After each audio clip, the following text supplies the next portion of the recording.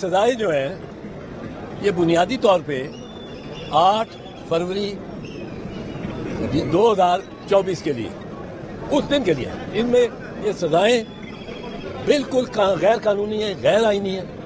انہوں نے معطل ہو جانا ہے جس دن پہلے دن یہ پیش ہوئے کسی جج کے بعد. گو اسلام آباد ہائی کورٹ سے مجھے اتنی زیادہ توقع نہیں ہے وہ اس میں تاخیر ضرور کریں گے کیونکہ یہ چیز وہ چیف جسٹس صاحب کا ذرا ریکارڈ ہی ایسا ہے، پر یہ پہلے دن 15 منٹ کے اندر معطل ہونا چاہیے.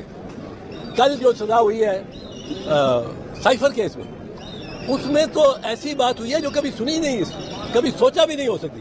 وہ کیا کہ جج صاحب نے کہا ہے کہ بڑی جلدی ہم نے ٹرائل ختم کر دیا. کیوں کر رہے ہیں؟ کیا آپ کی کوئی مجبوری ہے؟ کوئی مجبوری وغیرہ ان کی نہیں ہے، پر جلدی ٹرائل ختم کرنا ہے. اور ٹرائل ختم کرنے کے لیے انہوں نے جو وکلاء ہیں پروسیکیوشن کے ان میں سے 2 کو سلیکٹ کر کے کہا بیٹا آپ ادھر آ جاؤ، اب آپ ملزموں کے آپ وکیل ہو. اور یہ گواہ یہ پروسیکیوشن کے استغاثے کے گواہ ہیں، اس پہ آپ جرا کریں اس طرح جس طرح آپ ملزموں کے وکیل ہیں. یہ کس طرح ہو سکتا ہے؟ یہ تو مس ٹرائل، گروس مس ٹرائل ہو گیا اسٹریٹ اوے. پہلی بات. دوسری بات یہ ہے کہ اس میں اور اس میں بھی جو ملزم کا دفاع ہے، جو اسٹیٹمنٹ ہے وہ لی نہیں. گواہ استغاثے کو آپ موقع دیتے ہیں وہ اپنے گواہان پیش کریں، ان پہ جرا بھی آپ ان کے فرینڈلی لائر سے کراتے ہیں جو ان کی طرف ہے.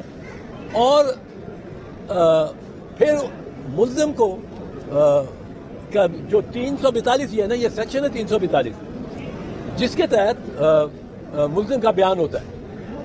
340 ہے اور 342 اس کے تحت 342 میں سارے اس کو سوالات موضوع جو ہیں اس کے بارے میں کیے جاتے ہیں. یہ 342 اس لیے ہے کہ یہ ملزم کا بیان ہے.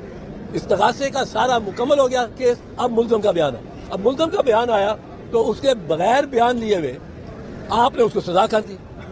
اس کے 2 مراحل ابھی نکال دیا آپ. ایک مرحلہ 382 کا بیان، 342 کا بیان، اور دوسرا مرحلہ کہ اس نے اپنے گواہ جو پیش کرنے ہیں اسے درخواست دینی ہے کہ مجھے یہ ریکارڈ منگایا جائے. اب کل کے کیس میں جو کل تھا سائفر والا، اس میں نہ گواہ بنانے کی ضرورت انہوں نے محسوس کی جج صاحبان نے ڈیفینس کے، صفائی کے، نہ ملزم کا شاہ محمود کا تو سرے سے لیا ہی نہیں، ریکارڈ ہی نہیں کیا. عمران خان کا جو ریکارڈ کیا بیان وہ انہوں نے اپنی طرف اسے پڑھایا ہی نہیں، ان کو اس کے دستخط ہی نہیں ہے اس پہ. اب یہ تو چلنے والی بات نہیں ہے. لیکن افسوس اس بات پہ ہو رہا ہے کہ ایسے وکلاء بھی ہیں پاکستان میں جو ایک طرف ایک پارٹی کے وکلاء ہیں اور ان کے ساتھ ایسوسیٹڈ ہیں، وہ آ کے جرا کریں گے ملزم کی طرف سے اب استغاثے کے گواہوں پہ، اور ملزم کو بغیر موقع دیے اس کو سزا دیں گے. یہ دنیا میں کہیں تسلیم نہیں کی جائے گی. اس سے جگ ازائی ہوگی پاکستان کی. اس پہ جتنے آرٹیکل باہر لکھے جائیں گے سب جگ ازائی ہوگی کہ یہ کیسا ملک ہے جہاں انصاف کا یہ پیمانہ ہے کہ ملزم جائے کو یہ موقع ہی نہیں دیا جاتا. اب اس سے اثر ہماری معیشت پہ پڑے گا. کون آئے گا کہے گا کہ میں پاکستان چلوں اور وہاں جا کے انویسٹ بھی کروں، کیونکہ وہاں تو اگر میں ملزم ہو گیا تو مجھے بغیر سنے بغیر موقع دیے مجھے سزا بھی کر سکتے ہیں. یہ کچھ ریاستوں کی شہرت بن گئی ہوئی ہے اور وہاں لوگ وہاں تفریح کے لیے بھی سیاح بھی کم جاتے ہیں. اس میں جو میں سمجھتا ہوں ضروری چیز وہ ہے ایک کہ یہ فائل جلدی ہو اور اس کی یہ 8 فروری سے پہلے اس کا فیصلہ ہو. یہ معطل کرنی ہے کہ اس کو چل سکتی ہے، یہ 8 فروری سے پہلے ہونا چاہیے.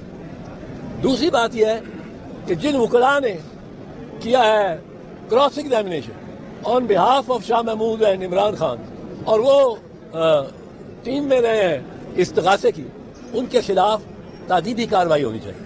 اور جو یہ 2 جج صاحبان ہیں جنہوں نے یہ فیصلے دیے ہیں 342 کی اسٹیٹمنٹ کے بغیر موقع صفائی کو اپنے صفائی میں گواہ بلانے کے، یہ 342 میں وہ کہتا ہے، اس سے سوال کیا جاتا ہے تم کو شہادت پیش کرو گے، ثبوت پیش کرو گے، ملزم کو کہا جاتا ہے. ملزم اس کیس میں یقیناً کہتا توشہ خانہ کے کیس میں کہ میں بالکل پیش کروں، اور میں یہ طلب کر رہا ہوں ریکارڈ، توشہ خانہ کا ریکارڈ جو جنیجو صاحب سے لے کے کاکڑ صاحب تک ہے وہ آپ پیش کریں۔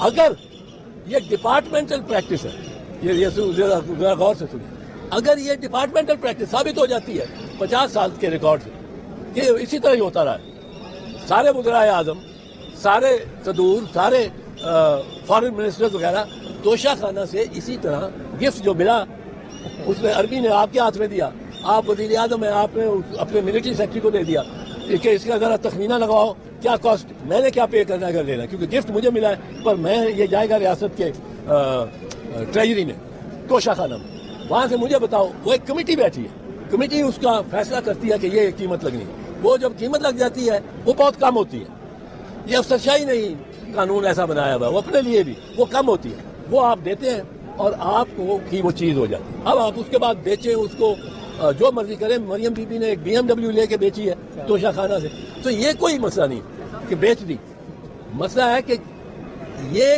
کیا یہ پریکٹس 50-60 سال سے یہی پریکٹس چل رہی ہے۔ اگر یہی پریکٹس چل رہی ہے تو پھر آپ ملزم کو فوجداری میں سزا نہیں دے سکتے، کرمنل پنشمنٹ نہیں، ناٹ اے کرمنل ایکٹ، لا کے خلاف بھی ہو چاہے پر کرمنل ایکٹ نہیں ہے۔ کیوں کہ کرمنل ایکٹ کے لیے دو ضروری آنسر، ایک میں ذریعہ میرا ذہن ہو کہ میں یہ کیمرے توڑنے لگا، اور دوسرا میرا ان کیمروں کو توڑنا، وہ ایکٹ ہے، یہ مین ذریعہ، یہ مائنڈ ہے۔ اب یہ جب دونوں ہوں گے تو جرم ہوگا۔ یہ ہمارے اتنے یہاں فاضل وکیل کھڑے ہیں، کسی سے پوچھیں۔ اب یہاں توشہ خانہ میں اگر یہ ڈپارٹمنٹل پریکٹس ہو جائے، یہ ثابت ہو جائے کہ ہر کوئی یہ لیتا گیا باہر سے آیا، یہ بتائیے کہ